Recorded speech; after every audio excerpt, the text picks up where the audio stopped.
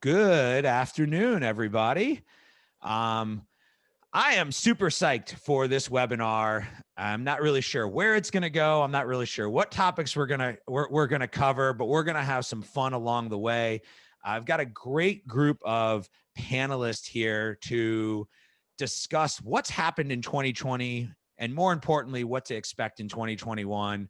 Um, Normally I would go through and introduce each of you, but since we have kind of a larger group here, I'm going to just ask each of you to introduce yourself, tell a little bit about, yourself, and, maybe start off with a kind of a recap of maybe something that was learned from 2020, or a big, trend from 2020 that you think is going to continue.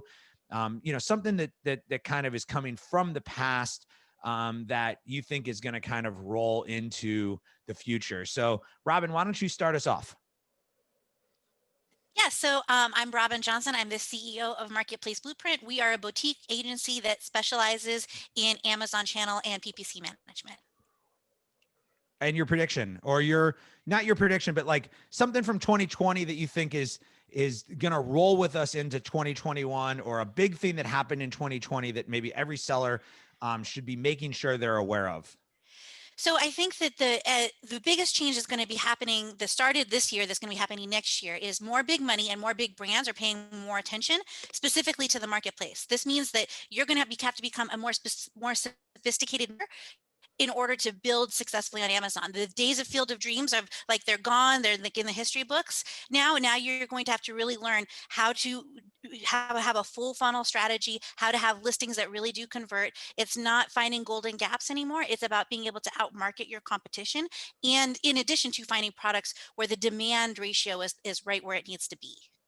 Awesome. Thank you. And we definitely had some people who were asking, like, where are the gaps and like, where's the opportunity in 2021? So I think that's a great point. Alex, you want to go next? Yeah, sure thing. So Alex Sklar, head of business development and partnerships for Payability. And yeah, I think one thing that we're seeing like a really huge shift in is online groceries. I think with everything that happened with COVID, people are getting more comfortable ordering food online, and online groceries in general. We've seen huge spikes. We've seen marketplaces like Target like focus almost exclusively on groceries. And I think, it takes like kind of like a global pandemic to make like a tectonic plate shift. And I think we're in that right now. We're going to see buying habits change as we go forward. And I think online groceries is going to be one of the big ones. Definitely. I'm sure a lot of people here have tried groceries for the first time during all of this. Let's see. Brett, you want to go next? Yeah, thanks, Jeff. My name is Brett Darby, and I am the director of Seller Labs Managed Services. We offer white glove PPC management for brands looking to manage their Amazon advertising. And in terms of 2020, one of the biggest changes that I've seen is the need for brands to focus more on content. Content has always been king, but it's more imperative today that brands focus on the future and have a forward-thinking mindset to say, what is going to be required in 21, 22? And that's video and a number of other things, but brands need to start moving in that direction today. Great. Thanks, Brett. Mr. Heller, how about you going next? Thanks, Jeff. Hi, I'm Eric Heller. I'm the Chief Knowledge Officer for Wunderman Thompson Commerce, but I was founder of Marketplace Ignition, an early player in strategy consultancy for brands selling to Amazon. When I think about trends, I was thinking back to something that Robin said first when she was talking about, she talked about from the third party side, be ready, brands are getting more involved. And, we, pretty exclusively work with brands. And I could tell you there were some crazy stats that came out at the end of Q2 from McKinsey that said, and I have them here in front of me, that 75% of consumers tried a new shopping behavior. And of the ones that did, 73 that got pushed to a new brand because someone ran out of stock, 73% intended to keep going with that brand. So, we all learned, I'll be cute, but we all learned that there's not that much difference between a lot of toilet papers, for example. And we're like, wow, I was really brand loyal, but maybe I would buy this other stuff. And I think brands have seen this and they are doubling down, believing across the board that Amazon will be huge next year. So you can expect brands to continue to press and invest in Amazon and to make sure they don't get caught out of stock again. Awesome. We're going to cover a couple of those topics. I think brandless commerce is a big one. A couple questions asked about the importance of brand and brands coming into the mix. Jing, you want to go next? Sure. Hey, everyone. This is Gill. I am a longtime private label seller on Amazon. Sorry about my dog barking in the background. And my thinking for next year from a seller's perspective is that in 2021, the whole restriction on how you restock with Amazon in terms of IPI lowest standards, no lower than 500, is going to stick. So the next year for a lot of us sellers to really focus on stocking accurately. You want to make sure that you follow your sales trend very closely. If it's going up or going down, if you're out of stock or if you're stocking too much can hurt you in both ways. And that is especially going to be more important in 2021. Yeah, and I also predict that Jing is going to get married in 2021.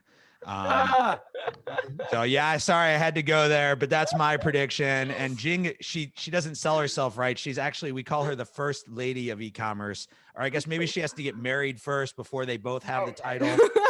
But they'll be the first couple of e-commerce as two sellers come together to marry and form a union. You're making me blush. Okay. All right, Joseph, you want to go next? Follow that up. Sorry. Yeah, thanks for that, Jeff.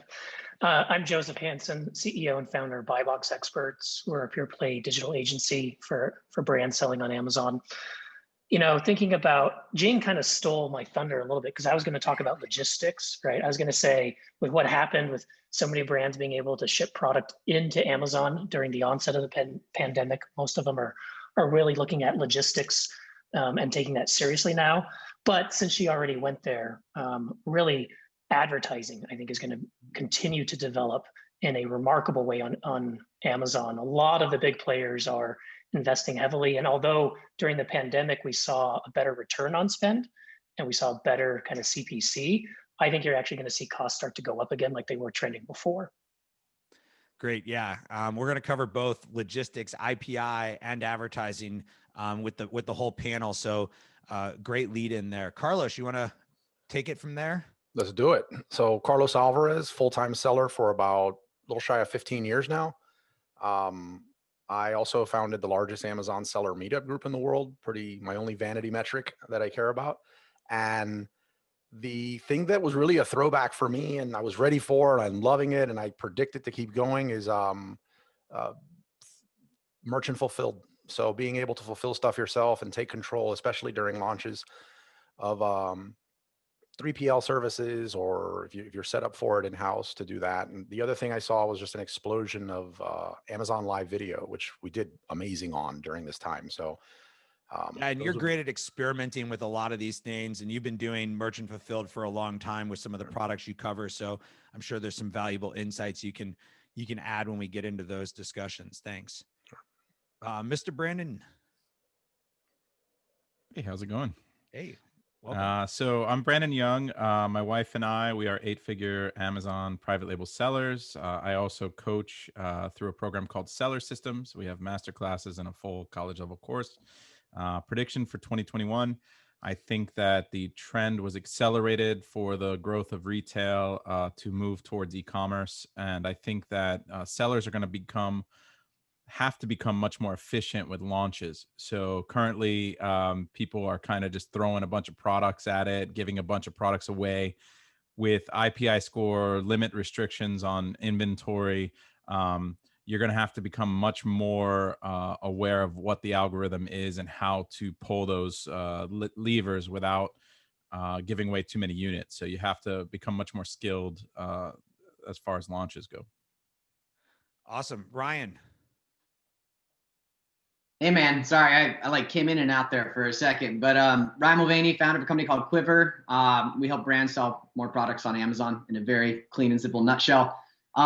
You know, a lot of the topics hit here today, I was gonna say, but I think the big one that I'm expecting for 2021 is the ongoing curation of the Amazon catalog and almost a decommoditization of the Amazon catalog, because you've got this endless shelf life or endless shelf space. And so you've got 100 different coffee mugs that you can choose from. How is Amazon going to help you curate that? And it's things like that are already been highlighted: content, Amazon Live, I think a more sophisticated level of curation is coming, and the brands that are sort of paying attention to it, and the brands that are creating the right kind of content and working with the right influencers are going to benefit from it in the coming years.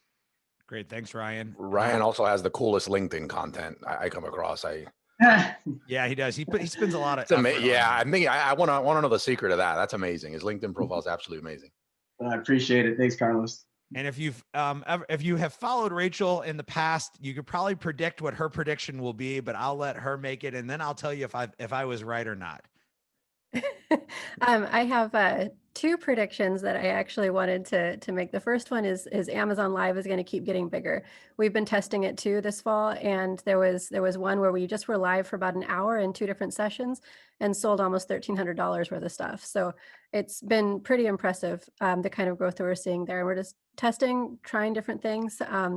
Yeah, so my other one is probably what you're thinking of, Jeff. So I founded Cascadia Seller Solutions after working at Amazon for 8 years, about half of that time in compliance. And finally, there's been some interesting stuff happening in compliance this year, and I think it's going to continue into next year. So 2 things that I think are both good and bad, mixed bag for sellers, is that Amazon is actually requiring certificates for children's sleepwear for the first time.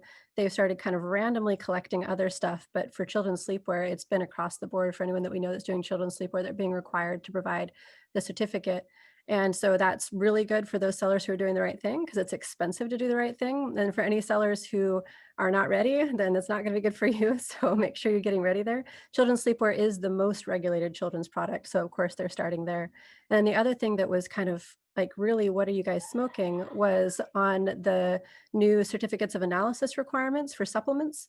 Requiring that you have a COA from a third-party laboratory, which is not typical in the industry. It's not been a thing that people have had.